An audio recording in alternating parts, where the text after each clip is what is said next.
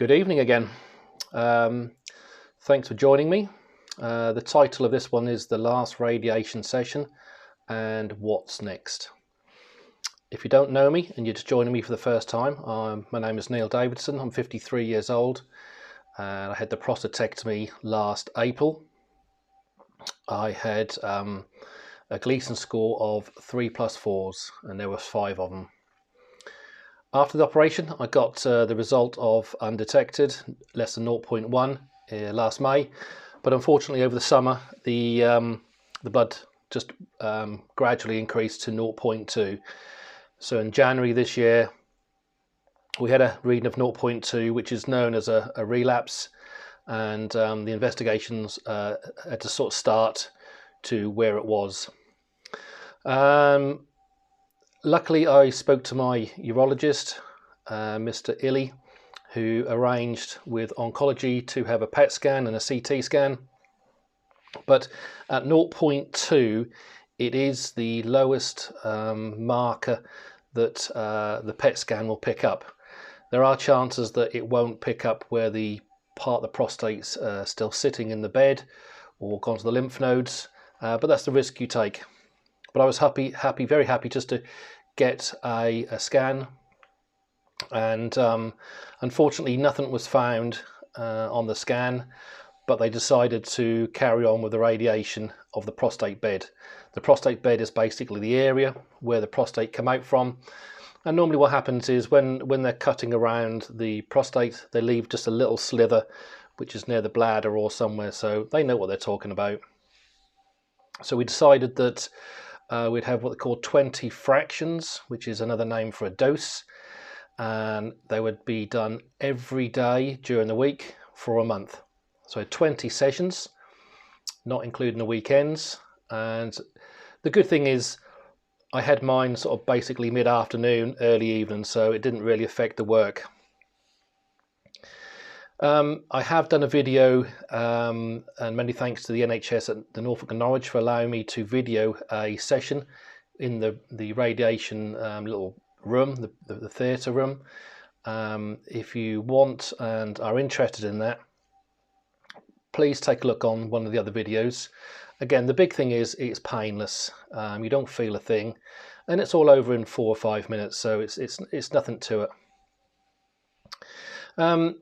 Talking about the radiation, there's 3 letters that I always said to myself: EDP. In Norfolk here we have a newspaper called the Eastern Daily Press, which is known as the EDP, and the EDP for me in radiation was eat, drink and prepare. The eating, be really careful what you eat, what you don't. You just have to make sure you're regular. It's not changing a diet too much. Yes, you don't want to be constipated, but then you don't want loose bowels all the time. So it's really just getting that mid balance. It wasn't too bad as long as you kept your normal foods and don't overdo it. The bowels were quite good, really, to be honest. Now the drink. The drink is the most important thing of your radiation session. I was asked to drink 2.5 litres a day because I'm a biggish chap. I'm 6 foot tall, so I would consume, and a lot of fluid would go around the body and be used by the organs and the bones more often. All I would say is just be very careful on check the weather. We're now starting to get some warm days here in the UK and some temperatures in the low 20s we had last week, and I'm drinking the same amount at work every day, but you're sweating more. So there's a few times where I had my scan and they basically said you've only got 60-70% of your bladder. Now, you know, when you go to the hospital, you have to clear your bowels and clear your bladder when you get there. They give you a certain amount of water, which is tailored to you, and I had 450 mils of water. I had to drink within 15 minutes of clearing the bowels. So at 4 o'clock empty the bowels, empty the bladder, and by 4:15 I would need to be drinking 450 mils of fluid. Now that would give sort of 45 minutes for the bladder to fill up. Again, sometimes the thing is, if your bladder is not full, they won't do the scan. So what I've done is I took a bit more. They give you a nice big bottle and there's markers on the side where it's 450. I would normally drink or take 650 just to make sure. I don't think you can overfill your bladder. It's all about what you can hold. So I'm 53, not 73. So I could probably, I could probably hold a bit more than a person who's 20 years my older. And the way it is, the more you can drink, they're not going to tell you this, but the more you can drink, the more chance if your bladder is there and your bowels are around the side, the more you can drink, the more chance it pushes the bowels what come around the side to the rectum. The more chance of pushing the bowels out of the way so it doesn't affect, radiating your bowels. So for me, I found 600 mils on a warm day would normally be suffice. What you've got to be really careful though is also the gas. You can control what you eat, you can control what you drink, you cannot control the gas which is built in your body. Yes, we know baked beans are notorious for it, don't eat them. But even though you eat the same sort of food every day, you can't help it. And there was 3 times where I'd have a scan and they'd say to me, Neil, you've got gas near your rectum, it needs to come out, and you need to go to the toilet because we can't zap you. Which is good. It's good in a way that they do take the protocols and they won't zap you. So there's 3 times I had to go to the toilet. 2 times I was able to go to the toilet and let the gas out. But there was 1 time where I couldn't hold the pee as well. And they try and give you some water after, but there wasn't enough water. So we went for a second scan on the same day and just the bladder wasn't full enough. So I said, sorry, we'll just have to add that session or fraction towards the end onto end 1. So if you don't prepare yourself, you can lose time towards the end. They'll just add it on. They won't take the risk in zapping gas or an under prepared bladder. So it's very, very, very important to go by the book, really. Eat properly. I just cut down on my eating a little bit. Drink. Now I don't, like most people, I don't like drinking water, so I just took squash. Apple and blackcurrant squash done the trick for me. And just be careful on what you eat because of the gas. So I've now finished. What they basically do, they give you what they call a grey session. Greys are the amount of radiation they give you, and the normal is what they call 52.5. Now I had 20 sessions, so basically 2.5 grey a session. Now you're only allowed so much grey per day, and if you go over that then it can have side effects.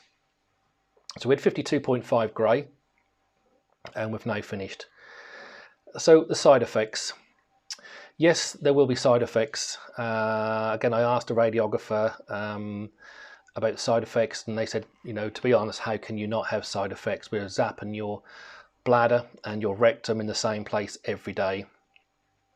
And if you can get away with just one, then you're doing good. Most people will get a little irritation in the bladder where you might pee more or sting, like cystitis. It hurts, or you'll get some kind of irritation in the rectum, in your bowels. So for me, it was day 9. Day 9, I had a constipation pain, the urgency to go to the toilet every hour. A lot of the time, nothing come out, but you just had to be very close. I remember I was in Bury St Edmunds and I had that urgency to go. Went to one of the supermarket toilets and I knew I had to come home. And all that day I was just constantly on the toilet every hour. Probably 70% was just built up wind, but you just needed to go. There's a strange sensation when you just have that urgency to go. But that cleared within a day.